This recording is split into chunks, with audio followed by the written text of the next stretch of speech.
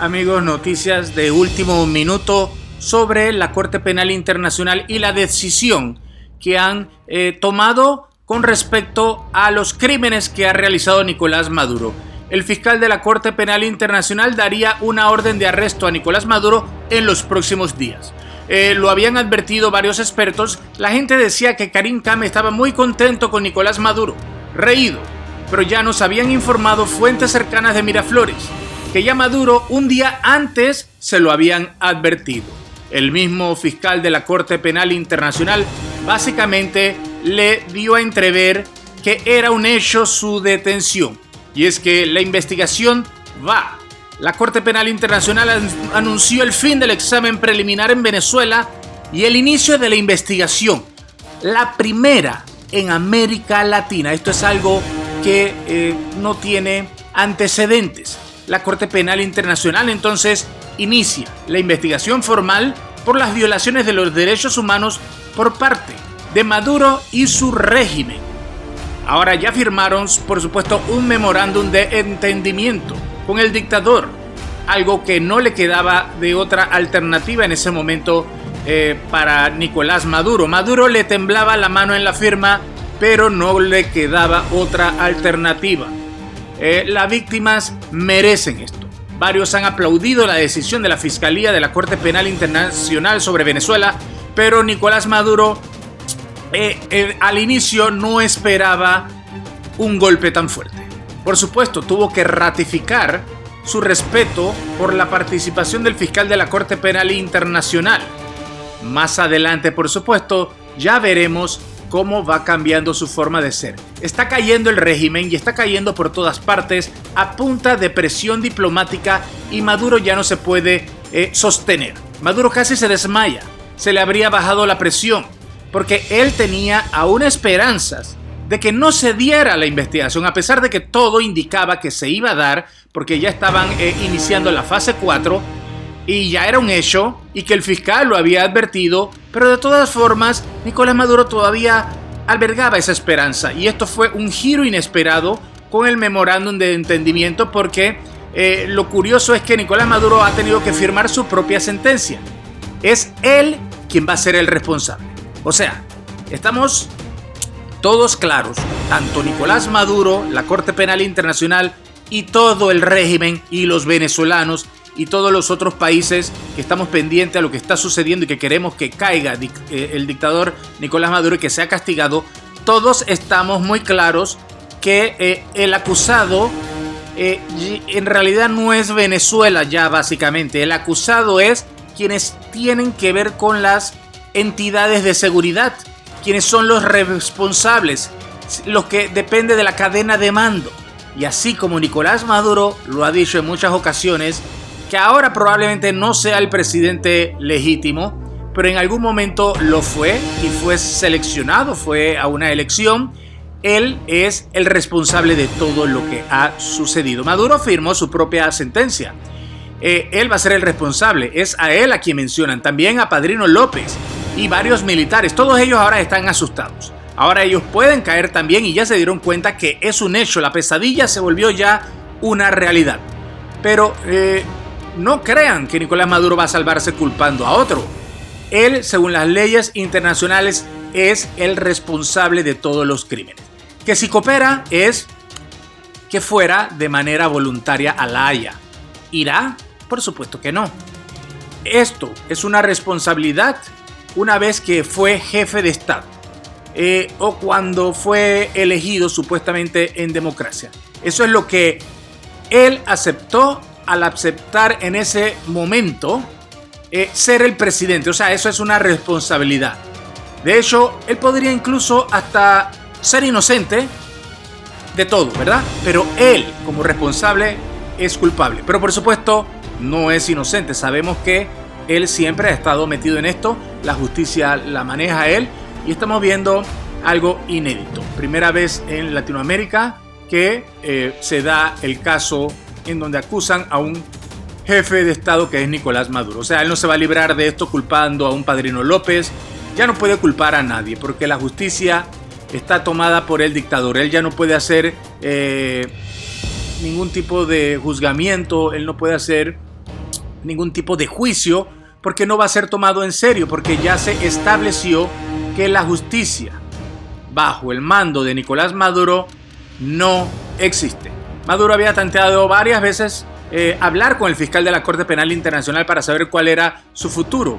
Se le dio a entender primero, por supuesto, que había que seguir la ley, pero nunca le dijeron algo directo a Maduro. Solo dijeron que habían problemas, que el gobierno tenía responsabilidad en lo que estaba sucediendo y que había que resolverlo. También dijeron que, por supuesto, que si ellos estuvieran cumpliendo con el Estatuto de Roma, ellos no tendrían que estar allí. Pero es obvio, el Estatuto de Roma no se ha cumplido. ¿Por qué? Porque están violando todas las reglas y las leyes internacionales que ahí dicen. No solamente con los crímenes, sino que no se puede juzgar a Nicolás Maduro, no se puede juzgar a nadie del régimen, no se puede juzgar. Era algo muy sencillo, fácil. Ya se había hablado Karim Khan en Colombia, ya él incluso había hablado de la posibilidad de que el ejército colombiano, siendo un país del Estatuto de Roma, pueda entrar a Venezuela a buscar a parte de los culpables, pero sobre todo, principalmente, como quien dice, el cabecilla, a Nicolás Maduro. Y por supuesto que Iván Duque está dispuesto a hacerlo. Todo esto ocurre cuando ya el otro año vienen elecciones en Colombia.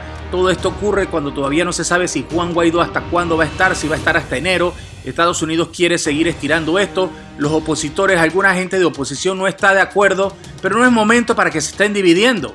No es momento para que Capriles se esté dividiendo, ni Julio Borges, ni nada. En este momento hay que dejar todavía aislado a Nicolás Maduro. Se requiere a un Juan Guaidó mientras tanto para que no le entre ningún dinero a Nicolás Maduro, para que puedan continuar con esto. Estados Unidos está a favor todavía de que Juan Guaidó esté al frente, y ahora simplemente toca la ley internacional por ahora, más la ley de los Estados Unidos con la DEA, que también tienen mucha intención de ir a buscar a Nicolás Maduro. Así que el acusado es Maduro, o sea que según las leyes deben detenerlo en las próximas semanas si él no acepta una orden de comparecencia. Entonces serían las próximas semanas, que pueden ser varias semanas, 4, 8, 16 semanas.